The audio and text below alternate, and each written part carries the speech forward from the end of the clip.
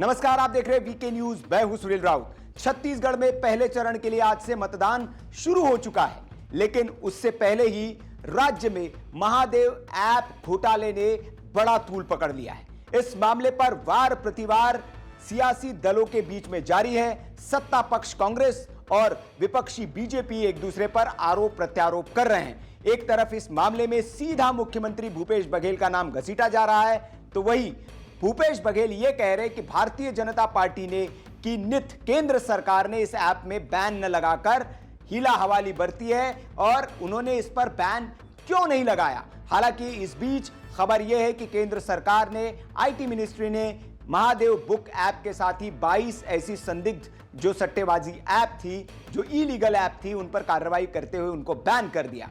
लेकिन असली खबर यह है कि अब भूपेश बघेल जो इस मामले में बचते हुए नजर आ रहे थे, वो अब फंस सकते हैं और उनकी मुश्किलें बढ़ सकती है। जी हां, ईडी के हाथ एक ऐसा सबूत लगा है, एक ऐसे फोन कॉल की रिकॉर्डिंग हाथ लगी है जो भूपेश बघेल की मुश्किलें बहुत बढ़ा सकती है।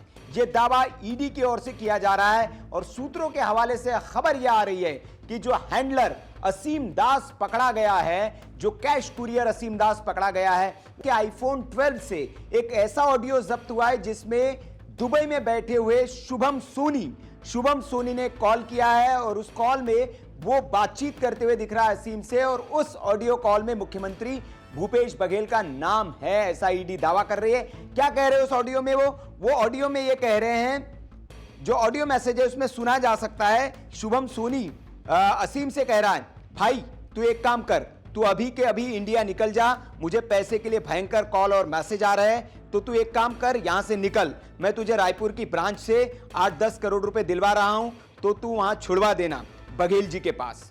इस ऑडियो मैसेज में आगे शुभम सोनी असीम से कहता है, एक बार बात भी कर लेना कि काम वाम न बंद हो अपना कोई भी, और बाकी तो मैं करवा नेक्स्ट टाइम में, अभी इलेक्शन टाइम चल रहा है ना, तो हो नहीं पा रहा है।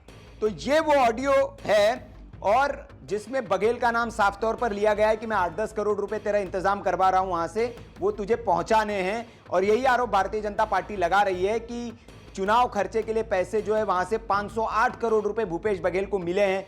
ये आरोप भारतीय जनता ईडी जो दावा किया है, उसके बाद भारतीय जनता पार्टी लगा रही है कि 508 करोड़ रुपए सीधे तौर पर भूपेश बघेल को इस मामले में मिले। अभी जो पैसे पकड़े गए हैं 5.5 करोड़ के आसपास, वो भी भारतीय जनता पार्टी ने कहा है कि ये कांग्रेस के चुनावी खर्चे के लिए आए थे। और उसी के बाद से ये जो महादेव बैटिंग ऐप जो मामला है वो सुर्खियों में आया था। सबसे पहले तो तब ये सुर्खियों में आया था जब इसके जो प्रमोटर्स है, उन्होंने बॉलीवुड एक बहुत महंगी शादी का आयोजन किया था और जिसमें बॉलीवुड के तमाम सितारों को बुलाया था। 200 करोड़ रुपए के आसपास इस शादी का खर्चा बताया गया था और तमाम बॉलीवुड की बड़ी बड़ी हस्तियां इस शादी समारोह में शामिल हुई थी। तभी से ईडी के रडार पर यह केस आया था और उसके बाद भूपेश बघेल का नाम तब इसमें सामने आया जब असीम दास नाम के कैश कुरियर को ईडी ने पकड़ा था, उसके पास से कैश बरामद किया था। और जब उससे पूछताछ की गई, सघन पूछताछ की गई, तो उसने पूछताछ में कई खुलासे किए। भूपेश बघेल का नाम लिया, उसके आईफोन से कुछ एक ईमेल कुछ इंटरसेप्ट किए, उसमें भी जिक्र था बताया जा रहा है। और इसमें भी जिक्र मिला है अब आईफोन से, उसके आईफोन 12 से एक वॉइस रिकॉर्डिंग मिली है, उस वॉइस रिकॉर्डिंग में भी ये बात सामने आई है। और कैश कुरियर ने चौंकाने वाले कई राज उगले हैं, ये बात उन्होंने ईडी ने की है कि फॉरेंसिक जांच और कैश कुरियर की ओर से बयान तो चौंकाने वाले दिए ही है, साथ ही साथ सीएम भूपेश बघेल को 508 करोड़ रुपए उनके प्रमोटर्स ने दिए हैं और भूपेश बघेल ने इस पर जवाब दिया है और उन्होंने कहा कि इससे बड़ा मजाक क्या हो सकता है, किसी को पकड़ा कर मैं भी पीएम का नाम बुलवा देता हूं, तो क्या आप पीएम से पूछताछ करेंगे? किसी का नाम उछालना बहुत आसान है। तो भूपेश बघेल कह रहे कि मजाक है, किसी को भी पकड़ के आप नाम दिलवा दीजिए। तो एक तरह से भूपेश बघेल जो अपना पल्ला झाड़ रहे हैं। लेकिन अब इस बयान के बाद जो ये सबूत मिला है, जो ऑडियो एविडेंस ईडी के हाथ लगा है, अब देखना होगा इस पर क्या कार्रवाई होती है। ये हालांकि दावा किया जा रहा है कि ये शुभम सोनी और असीम दास के बीच की बातचीत है। दुबई से उन्होंने फोन लगाया और भूपेश बघेल के बारे में ये बात की कि मैं 8-10 करोड़ रुपए तुम्हें मुहैया करा रहा हूं, आप वहां पहुंचिए और ये भूपेश बघेल को दे देना।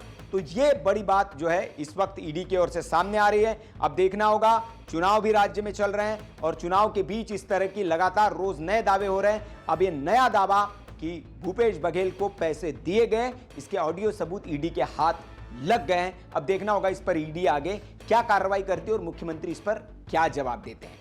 खबर पर आपकी जो भी राय हो कमेंट बॉक्स में आप हमें जरूर बताएं। वीडियो अच्छा लगा हो तो लाइक करें, शेयर करें और ऐसी खबरों के लिए आप देखते रहिए वीके न्यूज। नमस्कार। वीके न्यूज, राष्ट्र के नाम।